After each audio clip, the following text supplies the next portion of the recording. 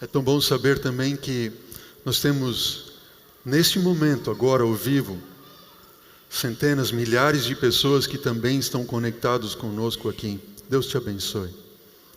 Querido irmão, irmã, amigo, amiga em Cristo, tenha certeza, Deus está aqui para nos abençoar nesta manhã, amém?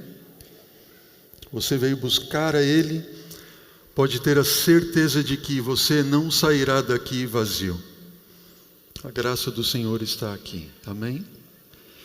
Eu quero convidá-los para nós abrirmos juntos a palavra de Deus no Evangelho segundo Mateus, no capítulo 1.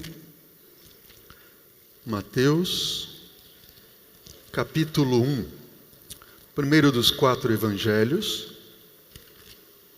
e vamos ler aquilo que diz a palavra do Senhor.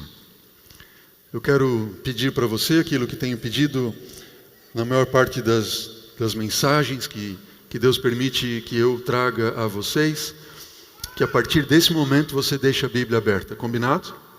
Não fecha mais a Bíblia, deixa a Bíblia aberta e Deus vai falar a nós através do texto bíblico. Enquanto você está com a Bíblia aberta, eu peço também, esteja com o seu coração aberto em oração a Deus para que Deus nos abençoe. Combinado? Mateus capítulo 1, versículo 1. Diz assim: livro da genealogia de Jesus Cristo, filho de Davi, filho de Abraão. Abraão gerou a Isaque, Isaque a Jacó, Jacó a Judá e a seus irmãos. Judá gerou de Tamar a Pérez e a Zerá. Pérez gerou a Esrom e Esrom a Arão. Arão gerou a Aminadab, Aminadab a Naasson, Naasson a Salmom. Salmom gerou de Raabe a Boaz. E este de Rute gerou a Obed, e Obed a Jessé.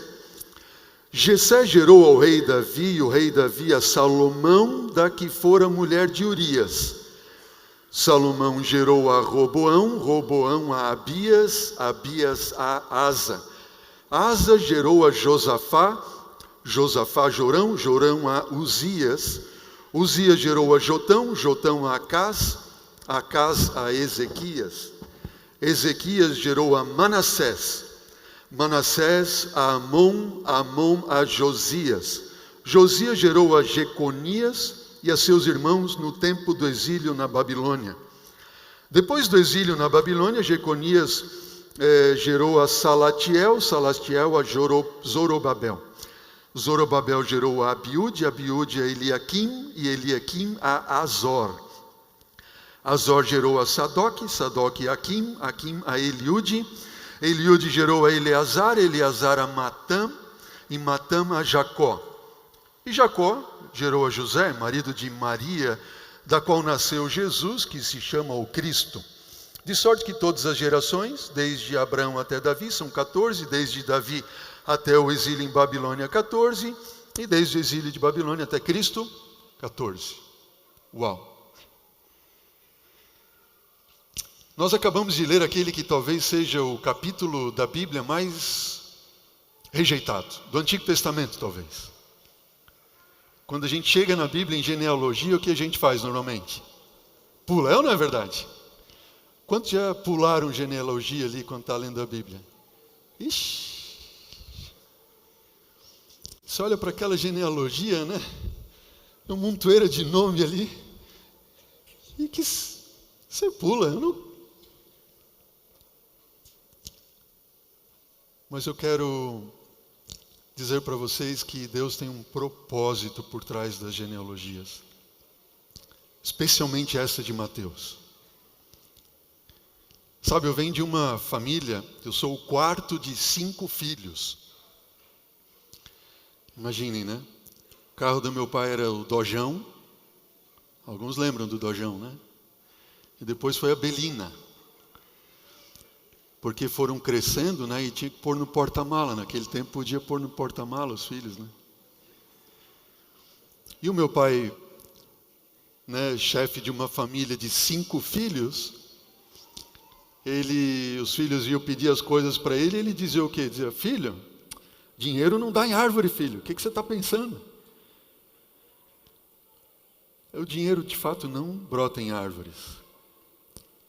Ele dizia assim, né? Se você descobrir onde tem uma árvore que dá dinheiro, me fala, eu quero essa árvore. Mas a graça brota em árvores. E nós vamos ver nessa árvore genealógica de Jesus 7 grandes surpresas que revelam a graça de Deus brotando na árvore genealógica de Jesus. E eu quero agora levar você novamente ao texto bíblico para nós irmos cavucando um pouco agora e descobrindo essas surpresas maravilhosas que brotam da árvore genealógica de Jesus. Volte comigo os teus olhos à Bíblia agora, capítulo 1, versículo 1, ok? Olha o que diz lá.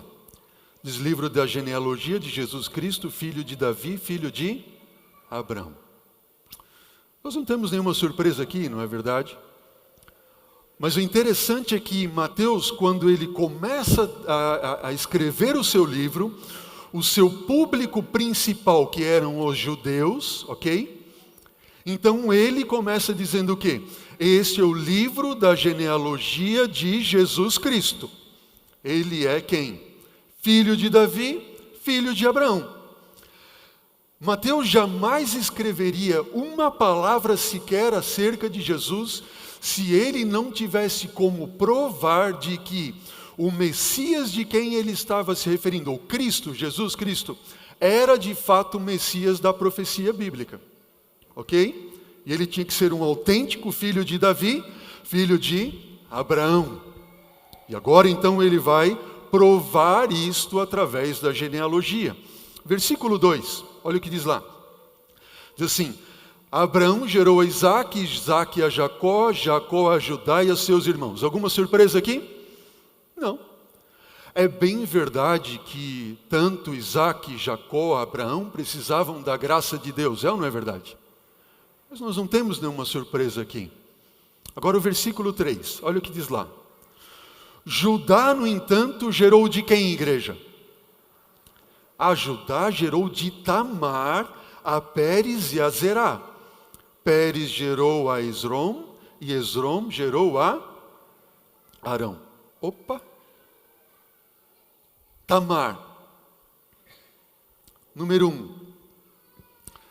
Se você for fazer uma pesquisa nas genealogias judaicas, você nunca verá uma mulher inserida na genealogia. Certo? Não tem mulheres. Número 2. Qualquer judeu, assim, bem ortodoxo, né? Quando ele levanta de manhã cedo, ele, o judeu homem, né? Ele levanta os braços aos céus e diz: Senhor Deus, muito obrigado, porque eu não sou um gentil, porque eu não sou um escravo, porque eu não sou mulher.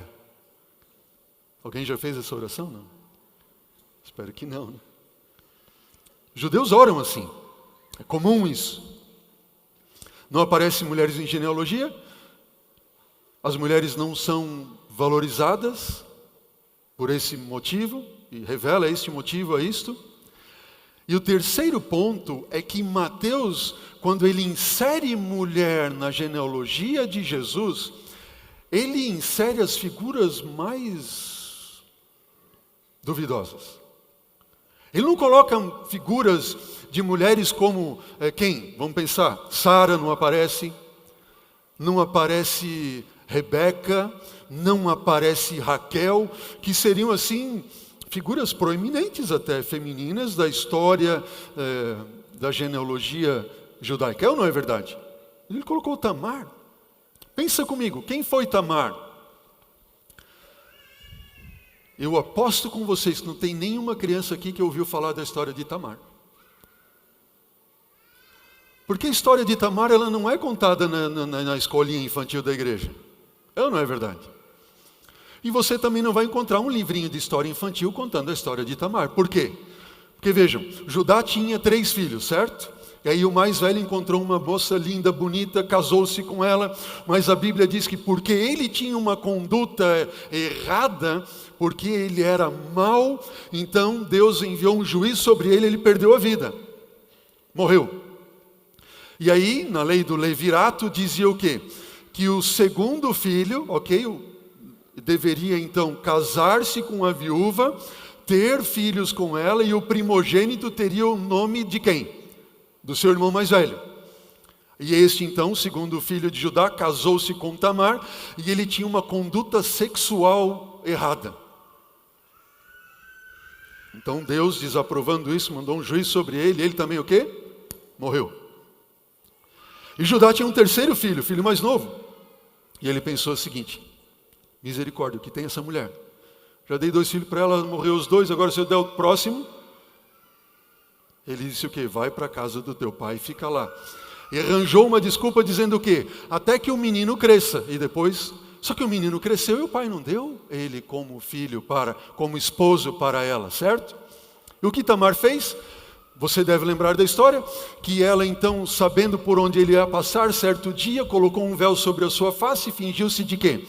De prostituta, teve uma relação sexual com ele, com o seu sogro, e ficou grávida de gêmeos. E o curioso é que nessa história os 4 figuram na árvore genealógica de Jesus. Quem são eles?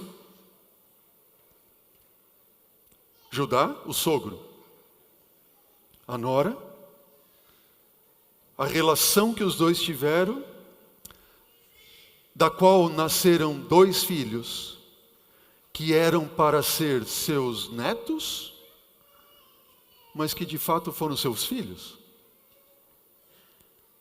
Os 4 estão na árvore genealógica de Jesus. Pense comigo.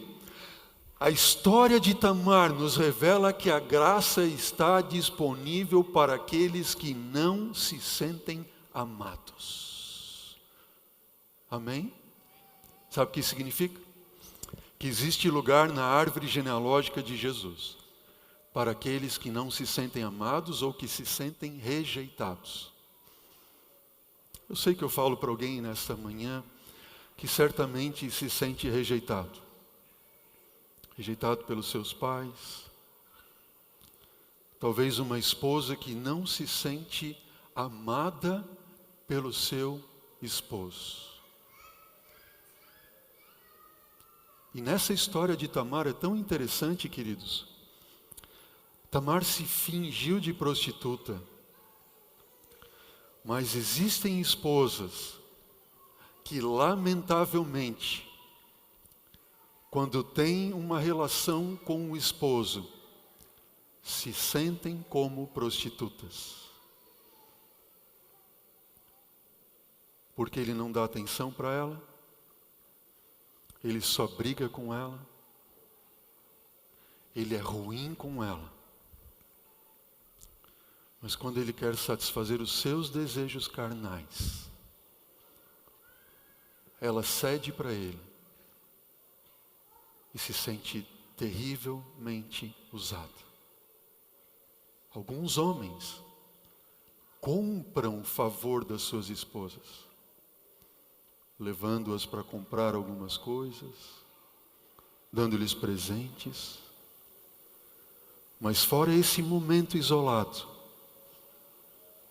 elas são completamente rejeitadas e se sentem mal amadas.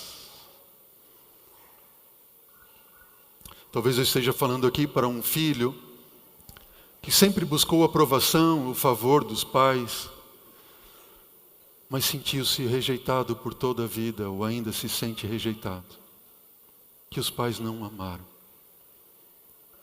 Eu quero dizer para você, filho, filha, na árvore genealógica de Jesus, há lugar para aqueles que não se sentem amados.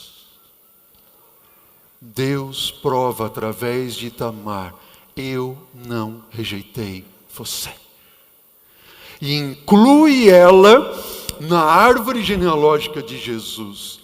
E eu digo, meu Deus, que Deus é esse? Que Deus é esse? Volte os teus olhos à Bíblia. Segunda surpresa. Versículo 4, versículo 5. Diz assim: Arão gerou a Aminadab, Aminadab gerou a Naasson, Naasson a Salmão, Salmão gerou a de Raabe, a quem? A vós. Pode parar por aí. Salmão gerou de Raabe a quem? A Boaz. Segunda mulher. Você vai ver que nós encontramos 5 mulheres. Mas nem todas eram com uma conduta duvidosa.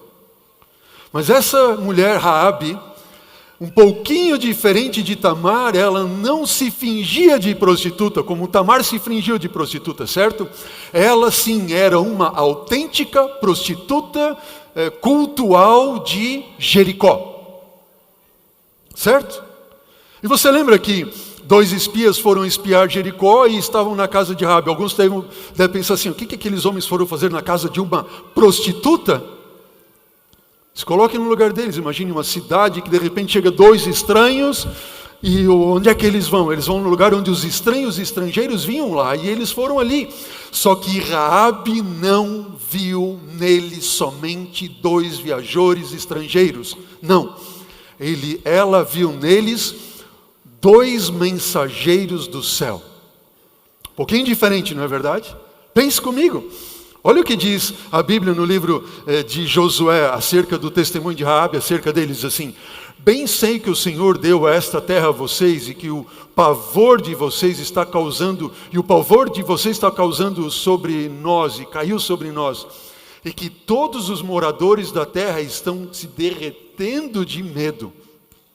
Porque ouvimos que o Senhor secou as águas do Mar Vermelho diante de vocês, quando vocês saíram do Egito. Também ouvimos o que vocês fizeram com os 2 reis dos amorreus, os quais vocês destruíram.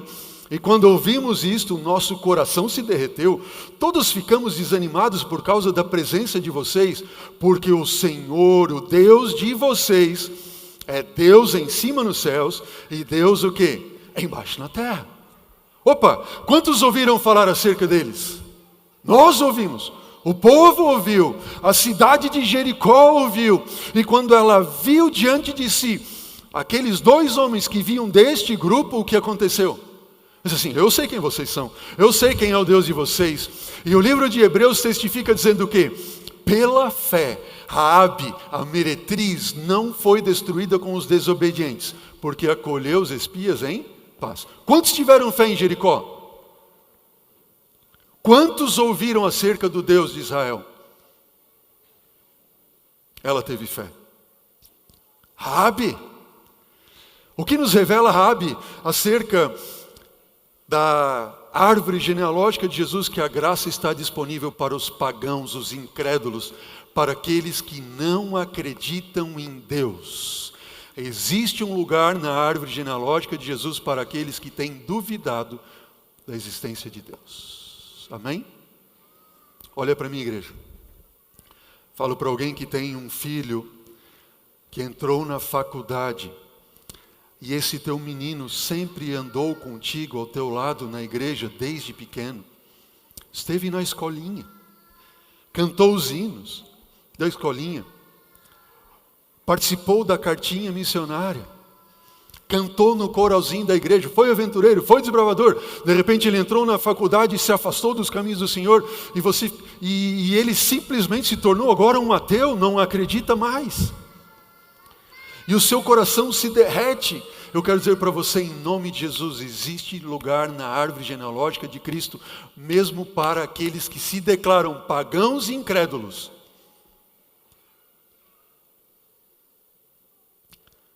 Talvez eu esteja falando para alguém que está me assistindo nesse momento. Você caiu nesse canal agora. E você não acredita em Deus. Você não crê em Deus. Sua vida foi sofrida. Você passou por problemas. Você foi rejeitado. Você tem passado por lutas. Você foi violentado. Você está pensando, onde existe um Deus com uma vida tão miserável quanto essa que eu tenho vivido? Escuta, querido. Você não está aqui por acaso nesse canal. Deus fez você parar aqui, porque Ele existe e Ele quer restaurar a sua vida. Ele está falando ao teu coração. Ele quer te restaurar, Ele quer te salvar e Ele isso assim fará. Dê uma chance para Jesus. Eu sei que você sabe que Ele está falando ao teu coração. Eu estou falando para alguém aqui que está desacreditando de Deus por lutas que tem passado na vida. Eu sei, a Bíblia fala, o Espírito de Cristo testemunha com o nosso espírito, com o nosso ser, de que Deus é o nosso Pai. E se nós não acreditamos, você não faz do pastor um mentiroso, nós fazemos de Deus mentiroso. Isso está no livro de 1 João capítulo 5, versículo 10 em diante. Há lugar na árvore genealógica de Jesus para aqueles que são incrédulos, que não creem em Deus.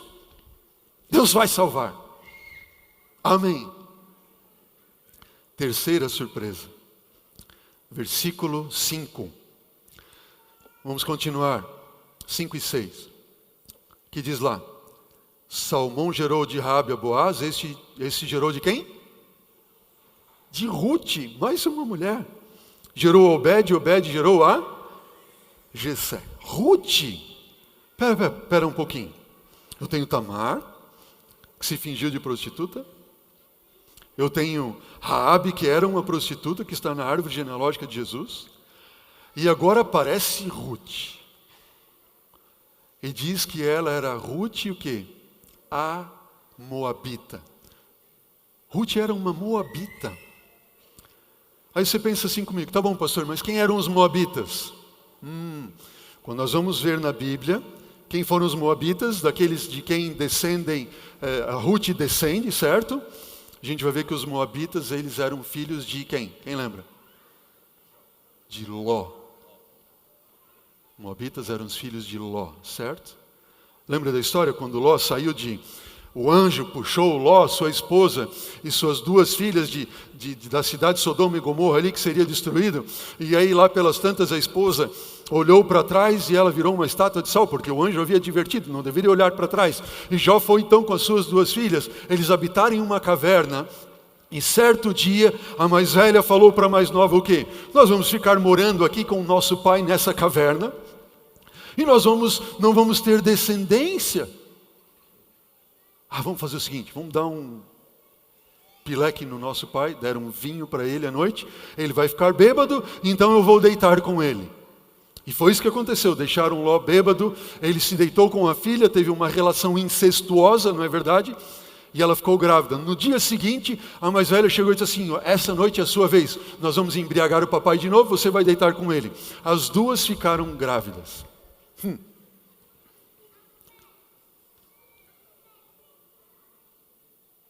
Daquelas duas filhas, nasceram Amon e Moabe. Os amonitas, descendentes de Amon, e os moabitas, descendentes de Moabe. Sabe o que diz Ellen White acerca dos moabitas, no livro Patriarcas e Profetas? Acompanhe na tela, diz assim: a única posteridade de Ló, os moabitas e os amonitas, foram tribos vis e idólatras, rebeldes a Deus e inimigas do povo de Deus. Quem foram os moabitas? Inimigos de Deus. Os mais acérrimos inimigos do povo de Deus. Balaão, quando não conseguiu profetizar contra o povo de Deus, ele falou com o rei dos moabitas dizendo o quê? Veja, vamos fazer com que as nossas mulheres se infiltrem no meio dos homens de Israel, porque a menos que eles deixem de adorar o Deus deles, nós não vamos conseguir destruí-los. Eles têm que se tornar idólatras. E as moabitas se infiltraram no meio, começaram a ter relação com aqueles homens, casaram-se com eles, levaram a religião e assim eles conseguiram derrotar o povo de Deus. Olha o que diz o livro de Deuteronômio, capítulo 23, versículo 3, diz assim: nenhum, diz o Senhor, nenhum amonita ou moabita entrará na Assembleia do Senhor. Nenhum amonita ou moabita entrará na Assembleia do Senhor.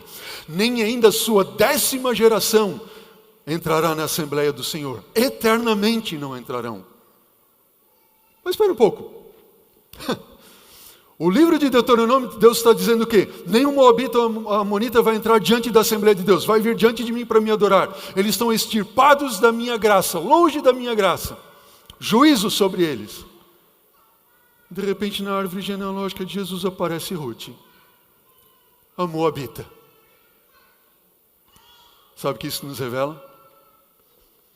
Que a graça divina, ela prevalece, ou ela sobrepuja a justiça divina. Amém? Vejam, Ruth, a graça está disponível para aqueles que se sentem de que forma? Excluídos. Excluídos para sempre. Será que eu falo para alguém nessa manhã que se sente excluído? Excluído da companhia dos amigos, porque segue ao Senhor? Excluídos porque colocaram um rótulo em você pela sua origem? Por quem você é? Existe um lugar na árvore genealógica de Jesus para aqueles que se sentem excluídos. Amém? Vamos às últimas surpresas. Volte os teus olhos comigo à Bíblia. Versículo 6. Diz assim: Jessé gerou o rei Davi, e o rei Davi a Salomão, ok? Da que fora mulher de Urias. Aqui nos aparece então Davi e aquela que tinha sido mulher de quem? De Urias. Pergunto para você, quem foi a mulher de Urias? Batseba. Será que deu um lapso de memória assim em Mateus quando ele foi escrever isso? O que você acha, Gerson? Absolutamente não. Todos sabem do povo de Israel, e mesmo Mateus sabia, que a mulher de Urias se chamava Batseba. Só que ele não coloca Batseba, ele diz assim: Davi gerou da mulher de Urias Salomão. Por que isso? 2 motivos. Verdade número 1.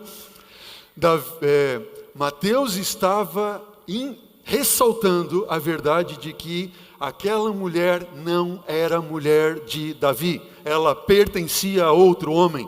Verdade número 2. Aquele outro homem era Urias, o heteu, que tinha uma conduta moral melhor, maior do que aquele que era o rei de Israel, o homem que foi conhecido como tendo o coração segundo o próprio Deus. Estão entendendo? Você já parou para pensar um outro motivo que está aqui? Muitas vezes você já ouviu a seguinte história: Davi estava lá em cima no terraço do seu palácio e viu Batseba tomando banho e olhou para ela, olha como ela foi imoral. Não! Os estudiosos dizem que as palavras ali utilizadas, o texto está revelando que ela não estava tomando banho e se mostrando. O banho que ela foi tomar foi um banho ritualístico por causa dos dias da sua menstruação. Entenderam bem? Aí ele viu aquela mulher e mandou chamar ela. Não era um banho de exibição. Não. Ele manda chamar ela. Ela vem, porque quem era ele? Ele era o rei, ele mandava, todos eram submissos a ele. Ela veio e ele tomou ela. E Mateus assim: Davi tomou aquela que era mulher de Urias. O que significa? Que muito possivelmente ela não estava aceitando aquela postura do rei. Entenderam bem? E o que isso nos leva? Que conclusão isso nos leva? A conclusão que nós somos levados é de que muito possivelmente Batseba foi violentada por Davi. Ela era mulher de outro homem, ela não queria. Agora, os 3 figuram na árvore genealógica de Cristo. O que significa isso? Vamos ver, Davi. Davi nos mostra a 4ª surpresa, Davi e Batseba. Davi nos mostra que a graça está disponível para aqueles que caíram, até mesmo para aqueles que foram agressores, sexualmente falando. Batseba, a esposa de Urias, nos mostra que a graça está disponível para aqueles que foram o quê? Violentados e agredidos sexualmente. Olha para mim, igreja. Olha para mim. Será que eu falo para alguém nesta manhã que teve uma relação sexual onde você foi violentado? Ou violentada? Existe lugar na árvore genealógica de Jesus. A graça está estendida para aqueles ou aquelas que foram violentados. Amém? Será que eu falo para alguém nesta manhã que foi talvez violentado ou abusado numa relação incestuosa? A palavra de Deus está dizendo que a graça estendida para você na história de Ruth, quando surgem os Moabitas e os Amonitas. A graça está disponível. Talvez você se sinta sujo, suja, você se sente mal, você sente que não há oportunidade para você conseguir se libertar desse tormento que vem sobre ti todos os dias, todas as noites, quando você se olha no espelho, quando o pensamento vem a ti. Eu quero te dizer em nome de Jesus, a graça está disponível para aqueles que foram violentados ou foram abusados sexualmente.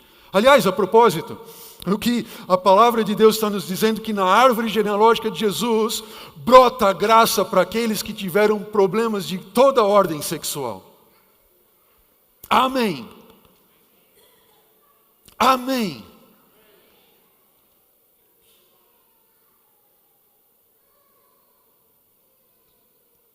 E quanto a Urias, nos mostra que a graça está disponível para aqueles que são o quê? São fiéis. Na árvore genealógica de Jesus podemos encontrar a graça para aqueles que caíram no mais profundo abismo do pecado moral. Amém? Vamos à sétima e última surpresa, rapidinho. Mateus 1, versículo 15 e 16. Volte os teus olhos à Bíblia. Diz assim: Eliúde gerou a Eleazar, Eleazar a Matã, Matã a Jacó, e Jacó gerou de José, marido de Maria, da qual nasceu quem? Jesus, que se chama Cristo. Quem foi Maria? Uma jovenzinha, pura, 17 anos aproximadamente, jovenzinha. E ela aceitou a ordem de Deus. E ela, por fazer o que era certo, ela se sujeitou a ser ridicularizada, até mesmo apedrejada e completamente rejeitada. Sabe o que isso revela? Jovens, a graça está disponível para aqueles que se dispõem a serem rejeitados, ridicularizados, porque obedecem a Deus. Maria nos mostra que a graça está disponível para aqueles que são obedientes. Você que tem lutado e não consegue um emprego porque você é fiel a Deus no sábado e eles riem de você e a sua família está vindo contra você e dizendo que você tem que sustentar a sua família porque como que você vai sustentar? Você tem trocentas oportunidades de emprego no sábado e agora não está aceitando? Eles dizem, você é louco. Eu quero dizer para você, há lugar na árvore genealógica de Jesus para aqueles que são obedientes. Continue firme, Deus lhe dará a vitória. E a última graça, versículo 21, diz que ela dará à luz a um filho, e lhe porás o nome de quem? De Jesus, porque ele, Jesus, salvará o seu povo dos pecados dele. Qual é a sétima e última surpresa? Diz para mim, igreja. Eu e você. Amém?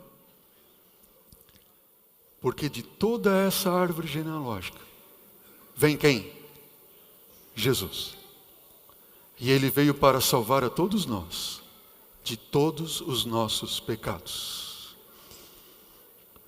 Sabe, queridos, dizem que quando Jesus voltar, nós teremos 3 surpresas no céu. A primeira é que no céu você vai encontrar lá, nós iremos encontrar lá pessoas que nós jamais imaginávamos que lá estariam. É ou não é verdade?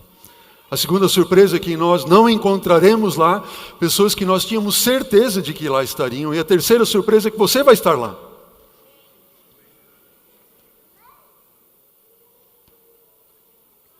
Para provar isso, eu pulei propositadamente um nome nessa árvore genealógica. E esse nome é Manassés. Olha comigo ali o versículo 10. Este é o último nome. Ezequias gerou a quem? Manassés, Manassés a Amon, e Amon a quem? A Josias. Quem foi Manassés? Vai comigo lá na Bíblia, rapidinho. Livro de 2 Crônicas, capítulo 33. Abre lá agora, 2 Crônicas, capítulo 33. Veja o que diz lá. Palavra do Senhor. Segundo livro de Crônicas, capítulo 33. Vejo alguns folheando. Eu vou ler assim que todos terminarem de encontrar o texto. 2 Crônicas, capítulo 33. Olha quem foi Manassés. Diz assim: tinha Manassés 12 anos de idade quando começou a reinar. E reinou quantos anos, igreja? 55 anos. Olha para mim, rapidinho. Manassés foi o rei que mais tempo reinou sobre o povo de Israel, ok? Quem foi este rei que Deus deixou de reinar por 55 anos sobre Israel? Manassés. Versículo 2, olha o que diz lá, diz assim, ó. Manassés fez o que era mal perante o Senhor, segundo as abominações dos gentios, que o Senhor expulsara de suas possessões, de diante dos filhos de Israel. Versículo 3, diz assim: pois Manassés tornou a edificar os altos que Ezequias, seu pai, havia derribado. Levantou altares aos Balaíns, fez postes ídolos e se prostrou diante de todo o exército dos céus e o serviu. Manassés, versículo 4, edificou altares na casa do Senhor, a qual o Senhor tinha dito: em Jerusalém eu porei o meu nome. Também Manassés edificou altares a todo o exército dos céus e nos átrios da casa do Senhor. Ele queimou seus filhos como oferta no vale de Rinom. Ele adivinhava pelas nuvens, era agoureiro, praticava feitiçarias, tratava com necromantes e feiticeiros e prosseguia em fazer o que era mal perante o Senhor, para provocar o Senhor a ira. Também pôs imagem de escultura do ídolo que tinha feito na casa de Deus, de que Deus dissera a Davi e a Salomão, seu filho: nesta casa em Jerusalém que escolhi de todas as tribos de Israel, porei o meu nome para sempre, e não removerei mais o pé de Israel da terra que destinei aos seus pais, conquanto que tenham cuidado de fazer tudo o que eu lhes tenho mandado, toda a lei e os estatutos e os juízos dados por intermédio de Moisés. Manassés fez errar a Judá e os seus moradores em Jerusalém, de maneira que fizeram pior do que as nações que o Senhor tinha destruído diante deles. Versículo 10. Falou o Senhor a Manassés e ao seu povo, porém eles o quê? Eles não deram ouvidos. Pelo que o Senhor trouxe sobre ele os príncipes do exército do rei da Síria, os quais prenderam Manassés com ganchos, o amarraram e o levaram com cadeias à Babilônia. Não fecha a Bíblia, olha para mim agora. Quem foi esse camarada? Manassés foi, sem dúvida alguma, o pior rei de Judá, do povo de Deus. O pior. Diz os reis posteriores a eles, quando a Bíblia se refere a eles, diz assim: fulano de tal seguia os passos de Manassés, Beltrano de tal seguia os passos de Manassés. O pior de todos, veja, ele adivinhava com as nuvens, ele era feiticeiro, agoureiro, ele consultava necromantes, ele era possuído de demônios. Diz que ele queimava seus filhos aos deuses. Os estudiosos teólogos dizem que a expressão original ali no hebraico significa que ele tinha tantas concubinas, que ele fazia filho com várias mulheres, para que ele pudesse ter bebês para dedicar a Moloque. Sabe quem era Moloque? Moloque era uma estátua, um deus que era um ídolo, uma estátua de metal. Eles colocavam fogo, como se fosse uma caldeira embaixo de Moloque, até que os seus braços ficassem de metal incandescente, sabe? E aí eles vinham com os bebês recém-nascidos e lançavam nos braços de Moloque. Manassés fez isso com os seus filhos. E colocou estátuas de ídolos no templo do Senhor, na casa de Deus. Imaginem. E diz que Deus falou com amor para Manassés, e falou, e falou, e falou. E mandou profeta após profeta. Imaginem que um dos profetas que Deus mandou para advertir Manassés foi Isaías. Existe um livro falando de Isaías, como Isaías foi morto, que Manassés cerrou uma árvore no meio, colocou Isaías ali no meio, fechou como se fosse um cachorro quente, e a vina era quem? Isaías. E agora 2 homens com um serrote começaram a serrar aquele tronco ao meio, ok? Até que serrassem quem? O homem de Deus. Você já parou para pensar qual foi a última imagem de Isaías acerca de Manassés? Rindo, debochando dele? O que você faria com um homem desse? Eu não sou Deus.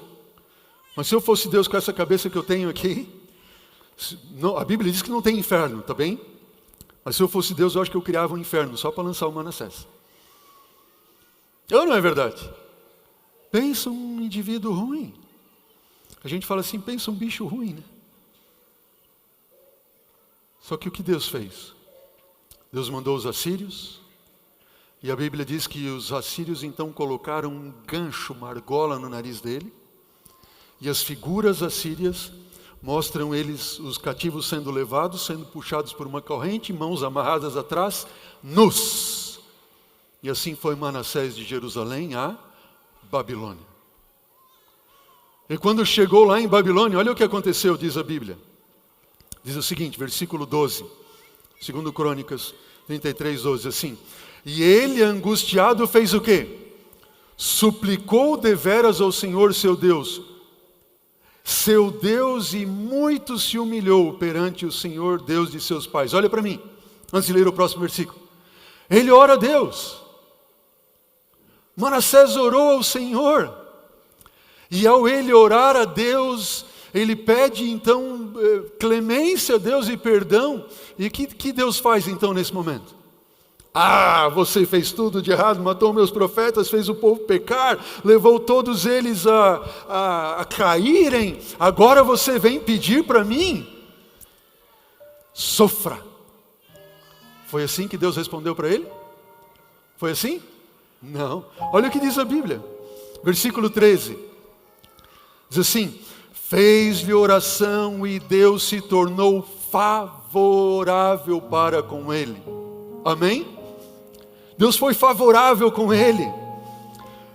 Atendeu-lhe a súplica e o fez voltar para Jerusalém, ao seu reino. E então reconheceu Manassés que o Senhor era o seu Deus. Depois disso, Manassés edificou o muro fora da cidade de Davi, ao ocidente de Guiom, no vale, à entrada da porta do peixe. E o levantou ali muito alto, também pôs chefes militares em todas as cidades fortificadas.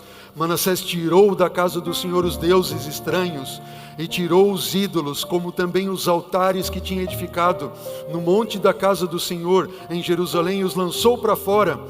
Manassés restaurou o altar do Senhor, sacrificou sobre ele ofertas pacíficas e ações de graças, e ordenou a Judá que servisse ao Senhor, Deus de Israel.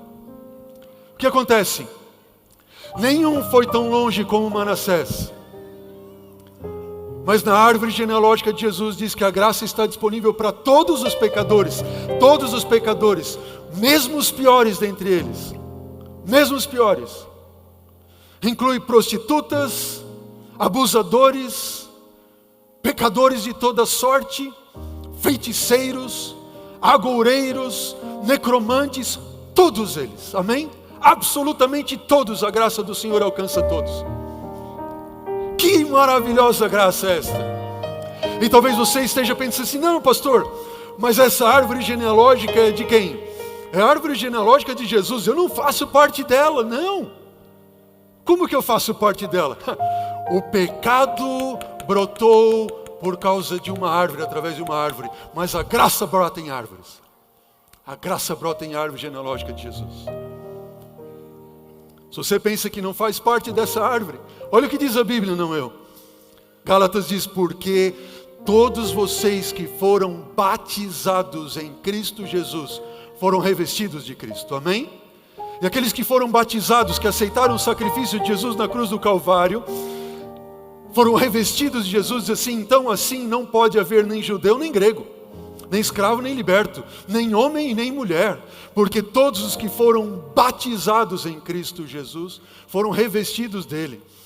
E se vocês são de Cristo, também sois descendentes de quem? De Abraão. E são herdeiros segundo o quê? Diga amém.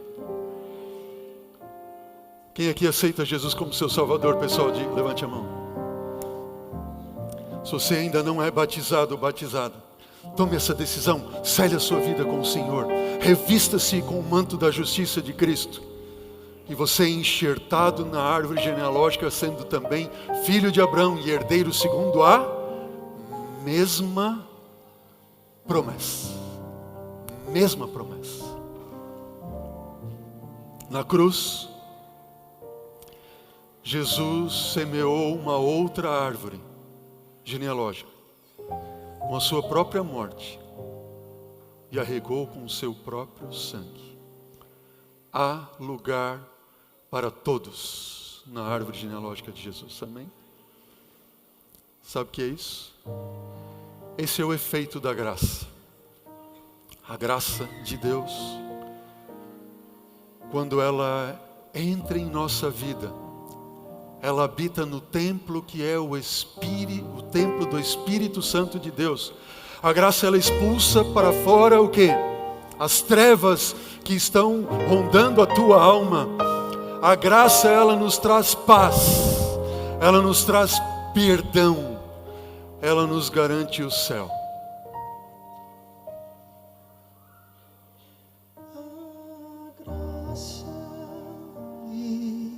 E a sensação de culpa, a graça e a humana ingratidão, a graça e a estúpida arrogância, a graça e a falta de transformação são coisas mutuamente exclusivas e impediriam toda a santificação e matariam o fruto do Espírito, não viveriam no mesmo coração. Mas quando a graça invade a nossa vida e ocupa o templo do Espírito de Deus, expulsa as trevas que corrompem e aprisionam, traz liberdade, dá-nos paz, garante o céu.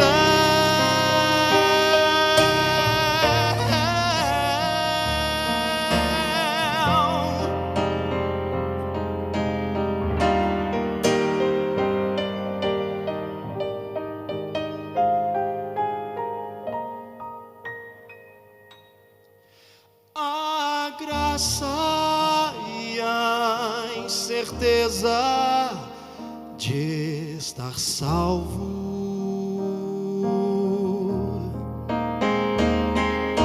a graça e o medo da condenação,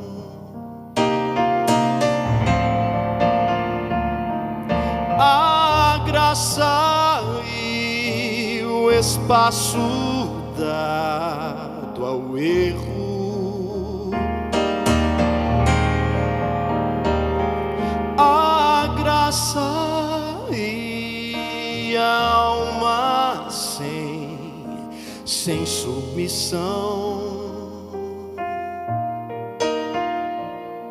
são coisas mutuamente exclusivas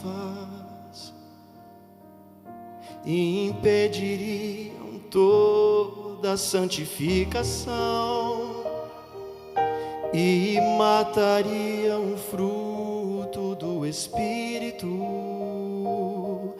não viveriam no mesmo coração. Mas quando a graça invade a nossa vida e ocupa o templo do Espírito de Deus, expulsa as trevas que corrompem e aprisionam, traz liberdade, dá-nos paz, garante o céu,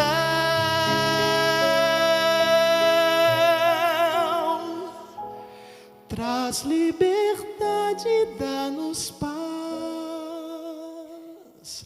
garante o céu.